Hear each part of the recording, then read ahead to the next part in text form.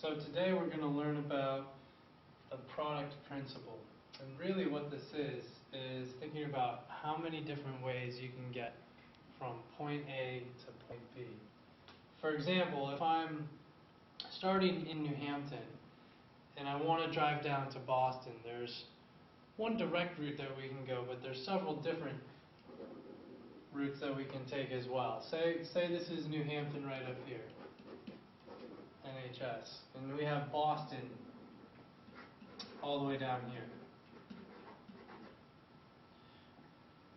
One key city that's in between us is Nashua, New Hampshire.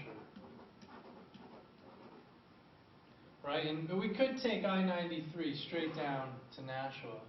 We could take some back roads too, though, that would give us a more circuitous path. From Nashua, we could also take I-93 down to Boston. Let's say there's several other roads that we want to take. Now, if I'm interested in just getting from New Hampton to Boston, I don't really care about which way I'm going, how many different ways could we get there? Well, if I start with the left path from New Hampton, right, that's going to give me one option to Nashua, but then I could choose 3 different options to Boston. So right there I have 3 different ways to get to Boston from New Hampton. If I started on the right-hand path from New Hampton, that's going to give me another 3 different ways to get to Boston. So in total, I really have 6 possible ways to get to Boston from New Hampton.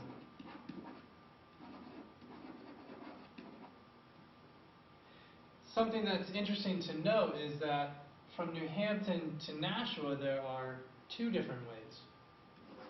Right? And from Nashua to Boston, there are 3 ways. If I multiply those 2 numbers together, that's going to get me 6. This is called the product principle. And I'll define that in a few minutes in more detail.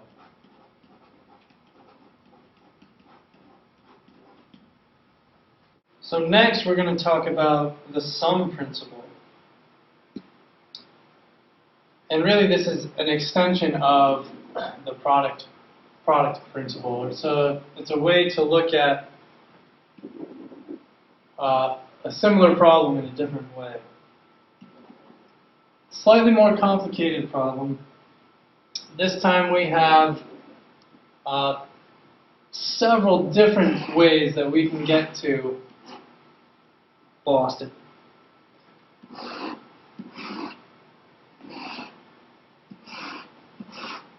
Right, we have, instead of just one intermediate town like Nashua in our last example, now we have 2 intermediate towns.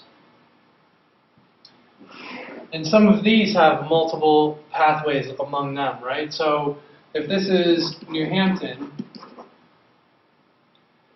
and now I have an intermediate town, we'll call this Concord, and this is Nashua, and over here we have Boston, and then on the other path we could have say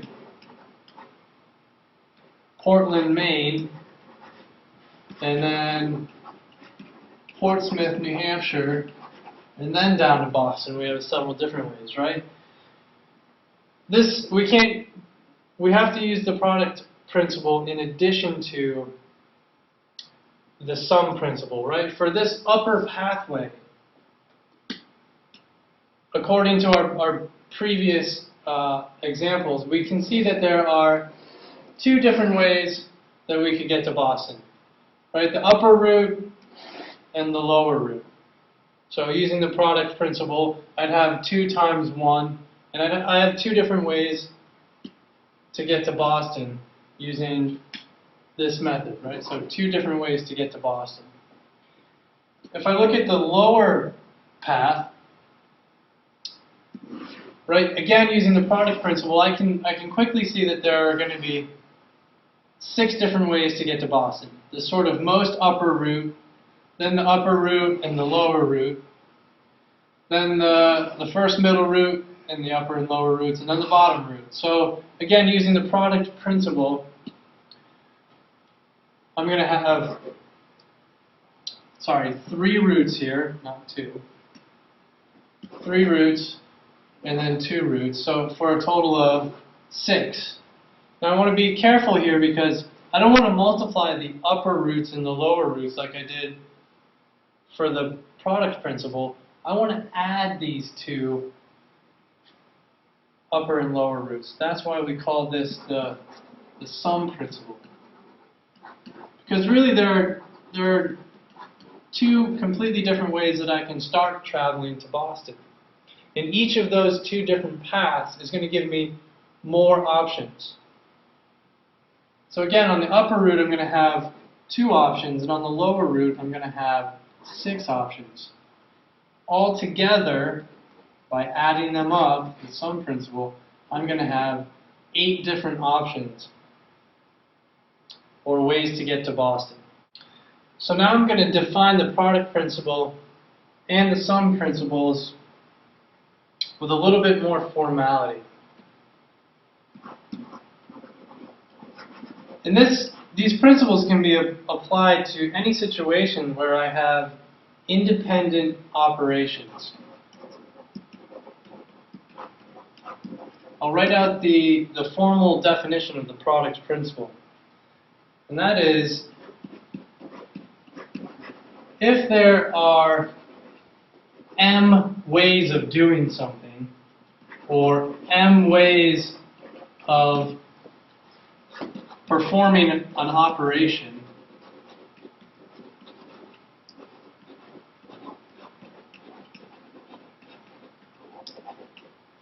and there are n ways of performing a second independent operation. Remember from our previous studies that independent events have no bearing on one another. So an independent operation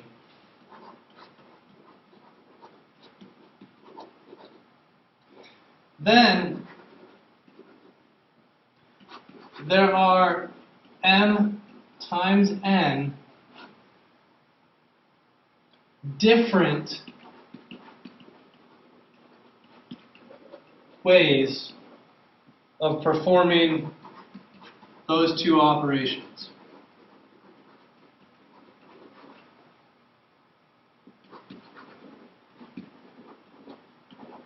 In succession, and m is going to come before n. We can't drive from Nashua to Boston if we haven't driven from New Hampton to Nashua first. So again, this illustrates our first example where we have m ways of getting from New Hampton to Nashua. And we have n ways of getting from Nashua to Boston. So together we have 6 different ways of getting from New Hampton to Boston. And this is the product principle. This could apply to how you flip a coin and then roll a die. So if I can flip a coin, there are 2 possible outcomes, and if I roll a die, there are 6 possible outcomes. So the total number of different ways that we can perform those 2 operations would be 2 times 6, which would give me 12. Again, this is a coin and a die. So any way that you can think of 2 completely independent operations, we can use the product principle to find out how many total different ways we can perform those operations. The sum principle is really adding up independent or multiple product principles.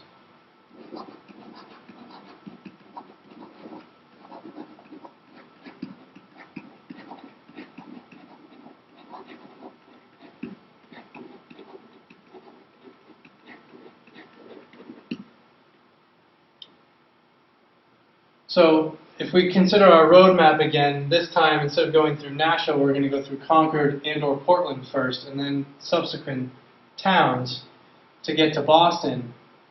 I really have two different product principles that I have to look at independently, and then I'm going to add the results together.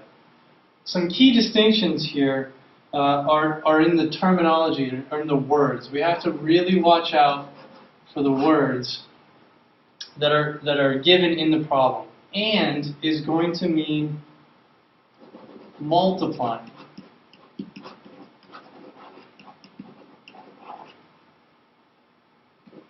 Now this is different than some other situations where we run into. We may think of and as being addition, but really in this case, when we're thinking about how many different ways we can perform two operations, and really means multiplying. This is the product principle,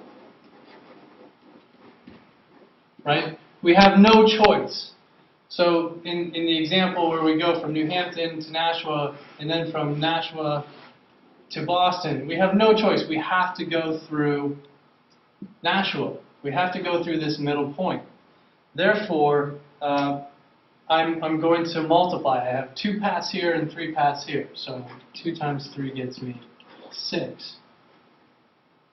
On the other hand, if we're given the word or in a problem like this, then we're really going to add, because I have a choice, right? I don't have to go through Nashua. I can go through Concord in another city, and then to Boston.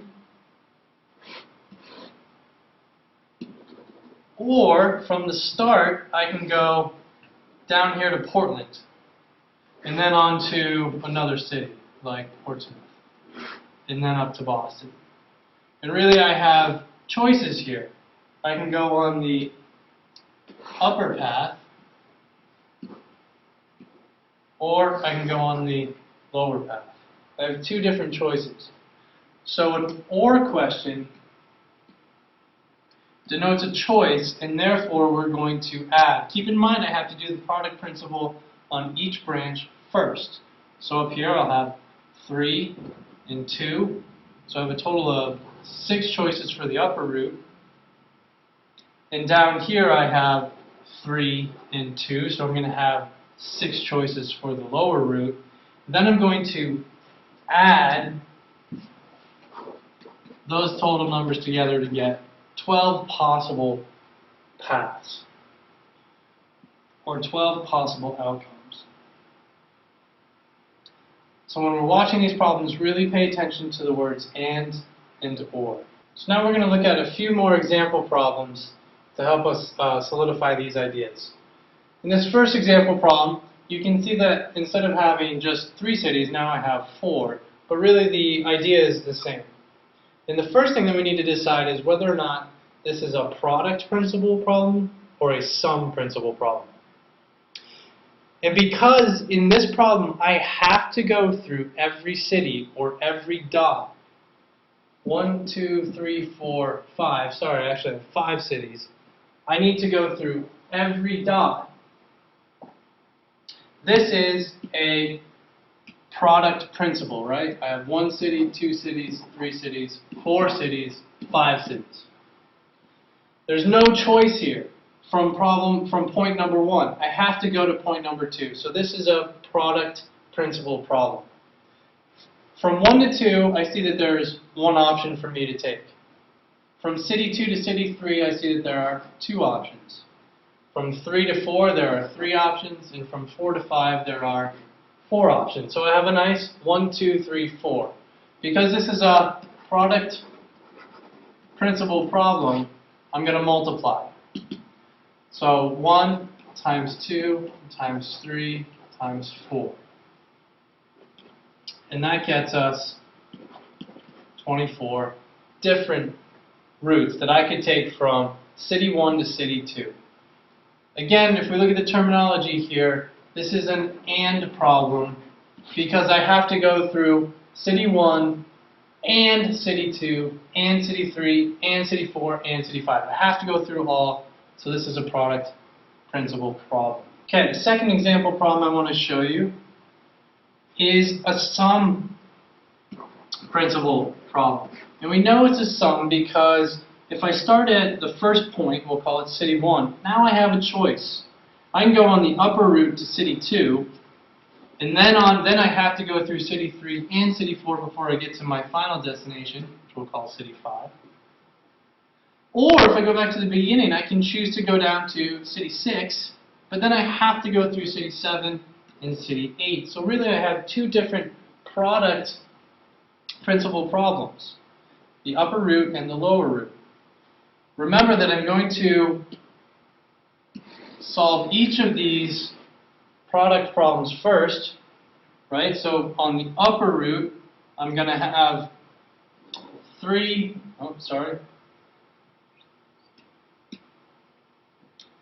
I'm going to have 3 times 2 times 1. Also, there's another 1 here, so 6 possible routes for the upper path.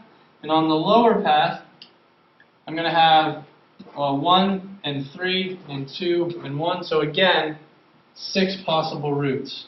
Because this is a product problem, I'm going to add those two together to get my total routes, and the answer is 12. I have 12 different ways to get from city 1 to city 5.